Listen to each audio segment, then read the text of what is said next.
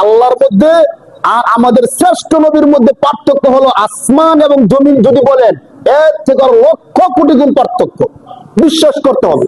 মানে আমরা নবীজিকে সবচেয়ে ভালোবাসি, এরপরে কথা বলতে হবে আল্লাহ এবং আমাদের প্রিয় নবীর মধ্যে পার্থক্য হলো আসমান জমিন থেকে হাজার কোটি গুণ বেশি, ঠিক কিনা বলেন?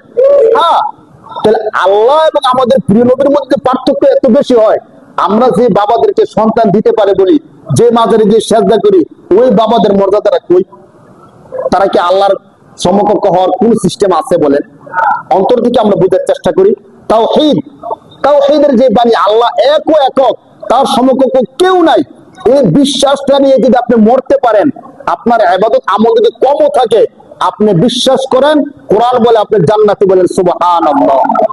আর এই বিশ্বাসের মধ্যে যদি চুল পরিমাণ ঘাটতি থাকে, আপনি যদি একটু মনে করেন বেশি না, অল্প এক চুল পরিমাণ, যাহা আমি যে বাবার মুরিদ, এই বাবার সম্মান বা এই বাবার ক্ষমতা আল্লাহর কাছাকাছি, সমান না, আল্লাহর কি কাছাকাছি, অথবা আমরা যে নবী উম্মত, এই নবী আর আল্লাহ সমান সমান বিশ্বাস করেন, সারা দিন রাত নামাজ রোজা হজ যাকাত সবকিছু করার পরও চিরস্থায়ী জাহান্নামী, বলেন নাউজুবিল্লাহ।